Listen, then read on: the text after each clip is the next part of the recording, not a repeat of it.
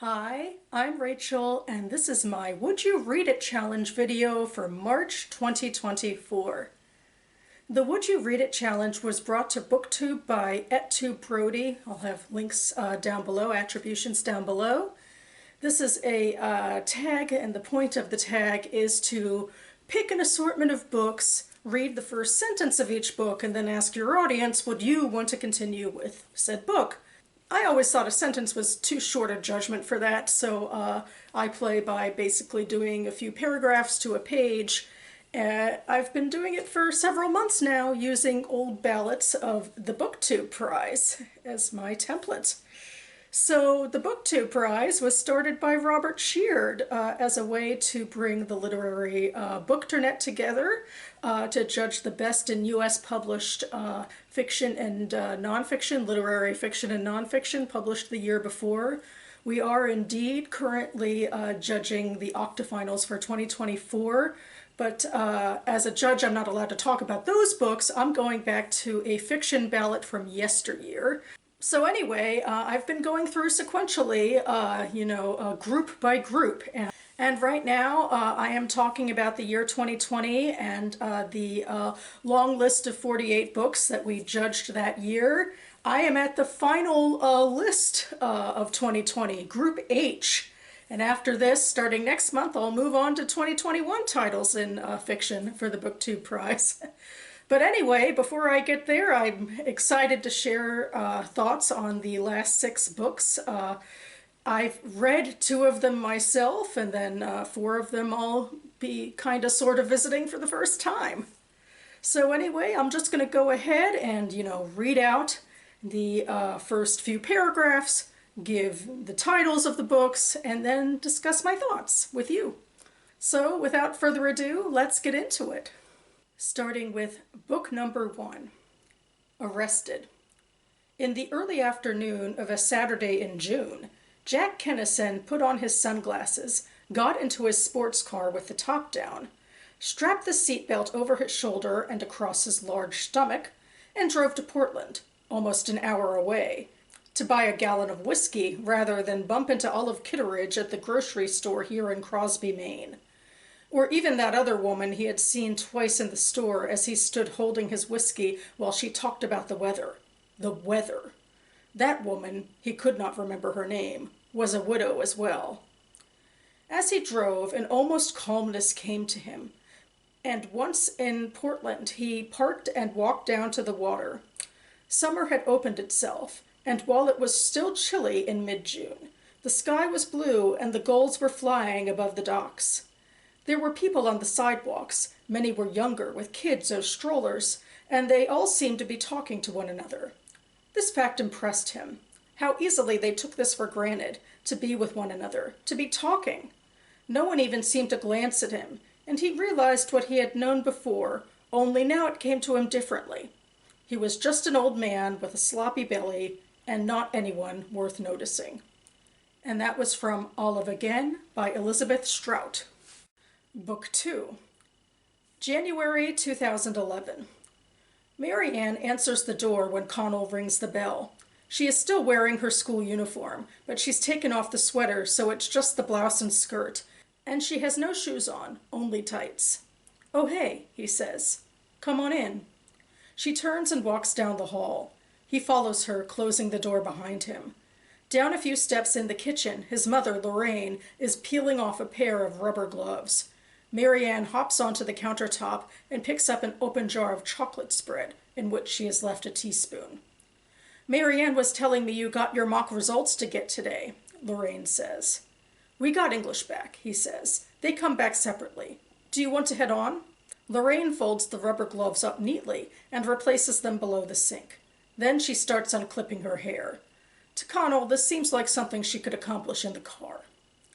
"And I hear you did very well," she says. "He was top of the class," said Mary Ann. "Right," Connell says. "Mary Ann did pretty good too. Can we go?" And that was from Normal People by Sally Rooney.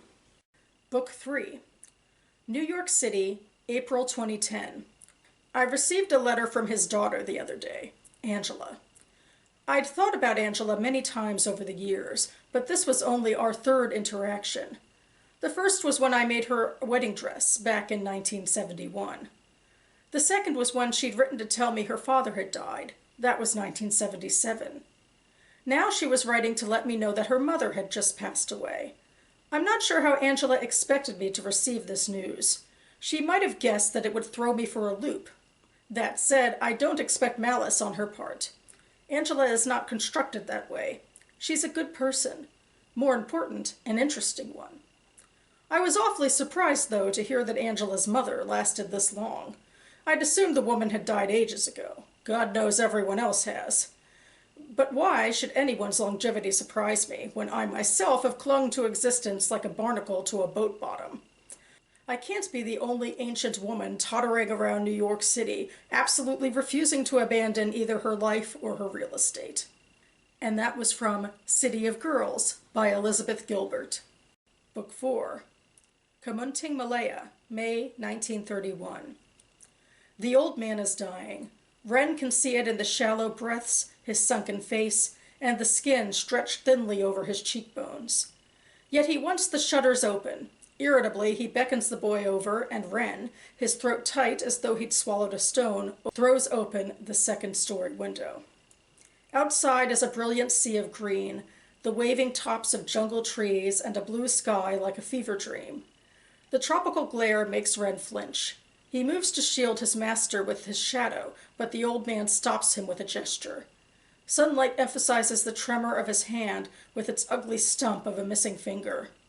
Wren remembers how just a few months ago that hand could still calm babies and suture wounds. The old man opens his watery blue eyes, those colorless foreign eyes that had frightened Wren so much in the beginning, and whispers something. The boy bends his cropped head closer. Remember. The boy nods. Say it. The hoarse grasp is fading. When you are dead, I will find your missing finger, Wren replies in a small, clear voice. And? He hesitates. And bury it in your grave. And that was from Night Tiger by Yangzi Chu. Book 5. Sibylla, 1939. At first, they don't know. It was disguised by the motley slit of the womb, those red strands marbling the white scud of the vernix, and they were distracted by the baby's cries and the task of severing the twisty blue link to its mother. The midwives passed the baby to its grandmother, whose name was Giovanna. She held it, noted that it was female, and used her pinky to swipe a cross into its grimy forehead. Only then did Giovanna peer closer. What's this? Hair. Long, dark, sticky swirls of hair all over the stippled skin of her first and only granddaughter.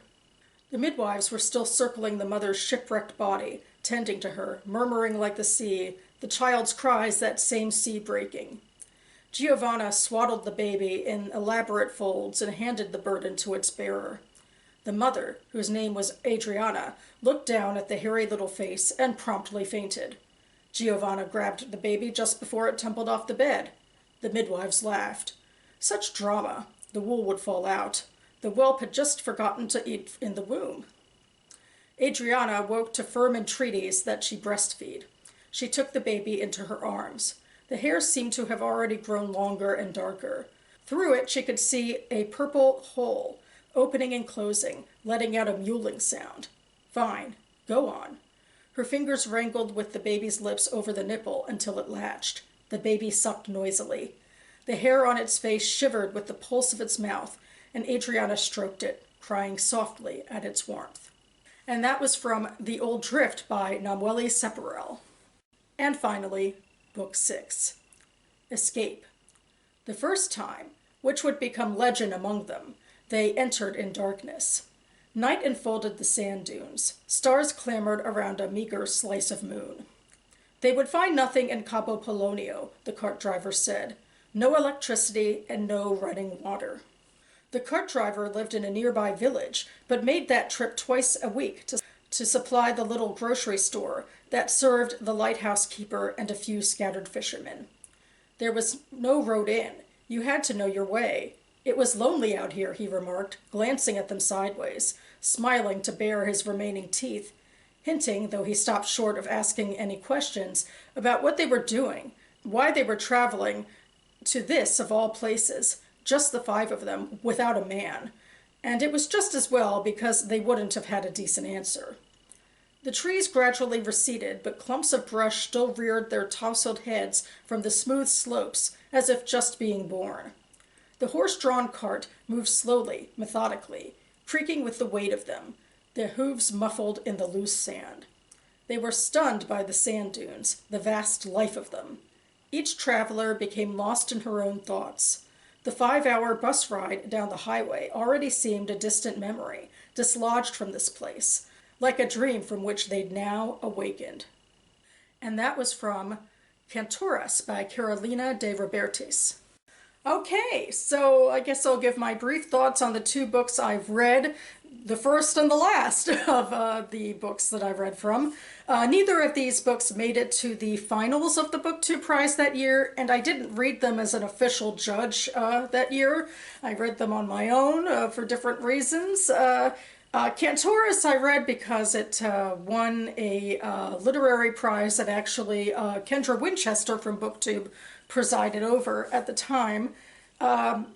And it is a story that takes place in Uruguay during their military rule. It was a bit of a crackdown, and there was especially a crackdown on people they labeled, you know, as dissidents or unwanteds, and among that group of people would be queer people. And so this book actually centers on a group of lesbian friends who attempt to find some solace by taking a trip to, at the time, a rather deserted island, which, you know, kind of becomes a little bit of a paradise to them, but then, you know, politics do catch up.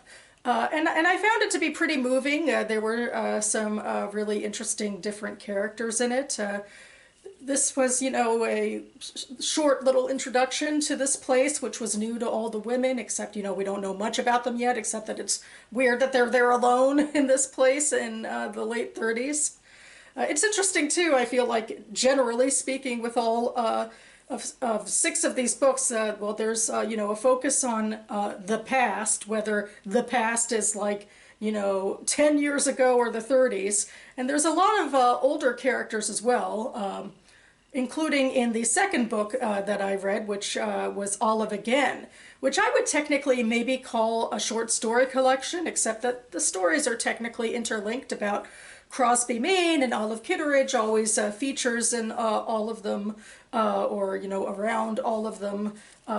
You know, now Robert includes short story collections on the ballots, but I think back then this snuck in because it's kind of, you know, a novel in stories, and it might be my favorite of the two. It's especially this sort of intro to Jack Kennison, just his sort of personal biases and crotchetiness about his hometown and like the widows in it, and you get a little bit of an impression about who he is, like this elderly portly man who really doesn't make much difference, although maybe at home, you know, the women are busybodies. I don't know, I just thought it's really easy and engaging writing. You set a scene and also introduced characters. Then technically the second piece I read, I didn't read this book, but I remember watching the miniseries adaptation on Hulu, and it came out during COVID, and I was furloughed, and I think I got like obsessed with it in that sort of way. Is that something to do and to be obsessed over? It's definitely a little bit different in that it follows young people and sort of their young drama around. And we're starting in what I think you could tell from this immediately is a high school situation where these two people, Connell and Marianne, are, you know, taking tests, and, you know, there's a little bit of an introduction that, you know, I guess you could glean a little from this maybe about Lorraine's mother working for Marianne's family, and mostly that Connell just wants to go and not talk, although the women seem to want to talk. You know, I think it's, you know, an interesting little opening. You get a little into Connell's character in this, you know, background, although I'm really nitpicky about how Rooney doesn't use quotation marks, which is a big pet peeve of mine. Other than that, I'm not very familiar at all with the remaining 3 books. I think City of Girls has the most fun narrator, definitely an older narrator despite the title, but she seems to have a little bit of an sarcastic edge to her. I don't know if I like these opening words as much. I mean, I guess you could glean something from them, that she had a relationship with Angela's mother and father, and I don't know, being introduced through the father makes me wonder about, salaciousness or something. But, it's all sort of vague and a tease. And even as I was reading it, I'm wondering why this woman is so sure that, Angela's interesting and, she knows her personality when she's only interacted with this woman a couple of times in decades. So I don't know. It was, I liked the character, but the setting, the setup didn't really intrigue me as much. And then there was Night Tiger, again, referring both to, about 90 years ago, and a elderly character who might in fact be on his deathbed, who the big thing about the scene is that he exacts a promise from his servant, it seems like, to find his missing finger, which might be a recently missing finger. And there's a lot of beautiful scene setting, Asian scene setting in there. And finally, there's the Old Drift with a rather graphic in its way, I think, depiction of a birth and how it's witnessed by a grandmother and the exhaustion of the mother and I guess, the stark description of the baby's physicality with the hair. So, yeah, I mean, I think it's beautiful writing, but in a way, so far, it's not anything hugely unusual to read about to draw a reader in. I guess overall, I do feel like, these are all okay, but, none of them fully grab me of, the books I haven't read yet. Probably if I were to add one of them to my TBR, which I can't because I don't have time, it might be Normal People, just because I have that affinity already with a story, and I want to compare and contrast my memories of the adaptation, which I'll link a trailer down below. And I'll also link Goodreads links for all of these books, and also my personal reviews for the two I've read down below. So that about covers it for me now, and I would love to hear your thoughts about these books as well, either if you've read them or not. It's interesting to think of which ones live on past the hype and which don't. The Old Drift is a title I barely remember, but all of the other five I either remember because of my personal affinities or they vaguely register as yesteryear books. But anyway, now I have to return to the current BookTube prize because we are reading the long list for that prize now, but our ballots are due at the end of the month, so we can move on to the next round, and I still have a little bit to go. I just finished the longest book on my ballot, which is great, and now I'm starting the second longest book, so we'll see how it goes. I'm sure I'll get my ballot in time, even if I don't 100% finish all of the books, but hopefully I'll get close. And yeah, other than that, I do have busy stuff still going on this weekend. I am hoping to check back in somewhat imminently with an AM reading video, which I'll probably do after the Purim spiel that I'm involved in, because we're just coming across a Jewish holiday now, and it's very festive, and I'm taking part in a parody musical retelling of the central story, which we're setting to the theme of Barbie, the movie, and the songs are great, and I'm very excited for that. So I have to get over that big hurdle, and then I'll have a little bit to share in terms of AM reading stuff, so stay tuned for that. And I hope that you are all doing well, and that my fellow judges, we're all getting in our BookTube prize reading before our big upcoming deadline, which is looming a week away now. So there we have it. And thanks so much for watching, everyone. I'll see you next time.